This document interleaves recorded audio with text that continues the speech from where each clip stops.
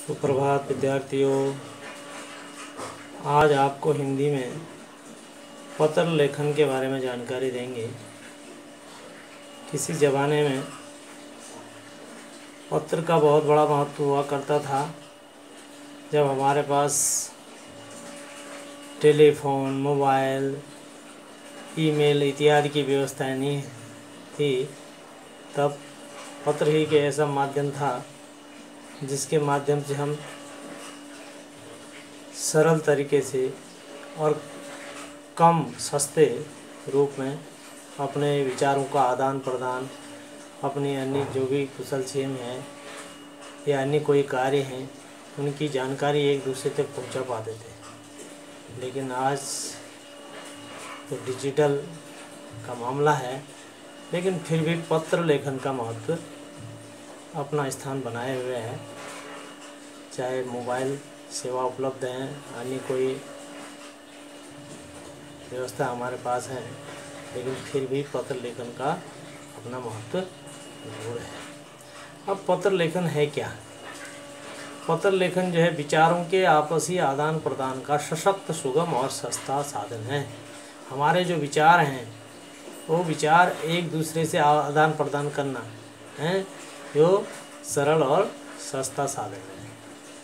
पत्र लेखन केवल विचारों का आदान प्रदान ही नहीं है, बल्कि यह लेखक के जो लिखने वाला है, जो पत्र लिखने वाला है के व्यक्तित्व, उसका व्यक्तित्व कैसा है, दृष्टिकोण कैसा है, चरित्र, उसका संस्कार कैसा है और उसकी मानसिक स्थिति कैसी है, ये सारी चीज़ों का बोध कराता है।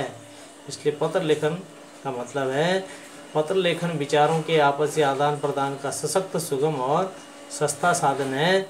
पत्र लेखन केवल विचारों का आदान प्रदान ही नहीं, बल्कि यह लेखक के व्यक्तित्व, दृष्टिकोण, चरित्र, संस्कार, मानसिक स्थिति आदि का भी बोध कराता है।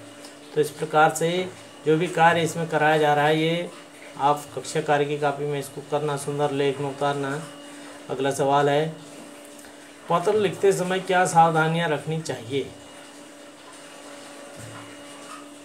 जब भी हम पत्र लिखते हैं तो पत्र लिखना इतना आसान नहीं है, उसके लिए भी भाषा शैली ठीक करनी पड़ती है और मन चित्त अपना ठीक रखना पड़ता है। पत्र लिखते समय निम्न सावधानियां रखनी चाहिए। नंबर 1, सरल और स्पष्ट भाषा का प्रयोग हो। जो भी पत्र हम लिखें उसमें सरल और भाषा हमारी स्पष्ट, सुंदर लेख में लिखी हो। विषय वस्तु की पूर्णता हो, जिस बारे में हम लिख रहे हैं उसकी पूरी जानकारी उसमें होनी चाहिए। स्नेह, शिष्टता का निर्वाह हो। पत्र में स्नेह, प्यार भरे और शिष्ट शब्द, ऐसे शब्दों का प्रयोग हमें करना चाहिए। पत्र प्राप्त करने वाले का पूर्ण विवरण स्पष्ट हो। पत्र किसको भेज रहे हैं, किसके द्वारा भेजा गया है, क्यों भेजा गया, उसका पूरा विवरण उसमें होना चाहिए। अगला है, कड़वे, अशिष्ट और अनर्गल भावों और शब्दों का प्रयोग न हो।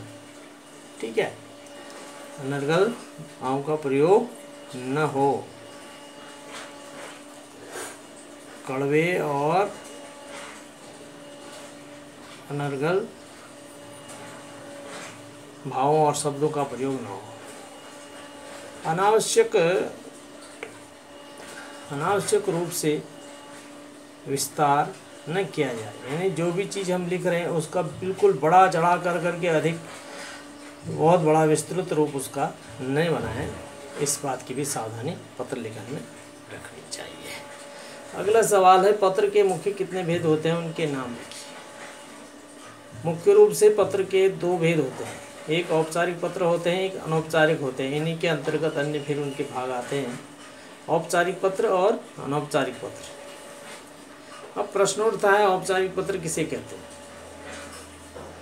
औपचारिक पत्र वह पत्र हैं जो व्यक्तिगत और आत्मीय विचार जिसमें नहीं लिखे जाते। जिन पत्रों में व्यक्तिगत आत्मीय विचार नहीं लिखे जाते हैं वह होते हैं औपचारिक पत्र। ठीक है, अब ये पत्र कौन से? ये पत्र सरकारी, गैर सरकारी कार्यालयों के अधिकारियों के हो सकते हैं, निजी संस्थानों, पत्र पत्रिकाओं के संपादकों, अध्यापकों, प्रधानाचार्यों और व्यापारियों आदि को लिखे जाते हैं ये पत्र, औपचारिक पत्र। ठीक है, जैसे आप अपने विद्यालय के प्रधानाचार्य के लिए प्रार्थना पत्र लिखते हैं या शुल्क मुक्ति के लिए, ये सारे औपचारिक पत्र के अंतर्गत आएंगे। अगला सवाल है अनौपचारिक पत्र किसे कहते हैं। अनौपचारिक पत्र जो है तो ठीक उसका उल्टा है, ये आत्मीय संबंधों की आत्मीयता को प्रकट करता है। ठीक है, जो पत्र लोगों के आत्मीय संबंधों की आत्मीयता को दर्शाते हैं उन्हें अनौपचारिक पत्र कहते हैं। ऐसे पत्र प्राय या तो रिश्तेदार लिखेंगे या अपने जो प्रिय मित्र होंगे, स्नेही होंगे, जो संबंधी हमारे होंगे, ऐसे लोगों द्वारा वो पत्र लिखे जाते हैं। अगला है औपचारिक पत्रों के नाम लिखिए। औपचारिक पत्र अधोलिखित है। अभी जैसे मैंने बताया था, प्रार्थना पत्र हो गया, आवेदन पत्र जहाँ हम कहीं प्रवेश लेते हैं, आवेदन पत्र, बधाई पत्र किसी को बधाई देनी है, धन्यवाद पत्र, शुभकामना पत्र, शिकायती पत्र, संपादकीय पत्र, ये सारी चीज़ें औपचारिक पत्रों के अंतर्गत आते हैं।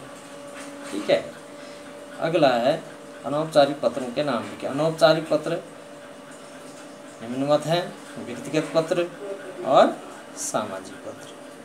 ठीक है, इतना सुंदर लेख में अपनी कक्षा कार्य कापी में लिख लेंगे और पत्र लेखन से संबंधित जो भी जानकारी दी है उसको याद कर लेंगे। नए पृष्ठ से इस कार्य को आरंभ करना और इससे आगे जो पत्र लिखा जाएंगे या प्रार्थना पत्र लिखाए जाएंगे उन्हें भी नए नए पृष्ठों में लिखना है, क्योंकि प्रार्थना पत्र पूरे एक पेज में आता है, इसलिए एक ही पेज में वह नए पेज से शुरू होगा। ठीक है, धन्यवाद, फिर मिलते हैं।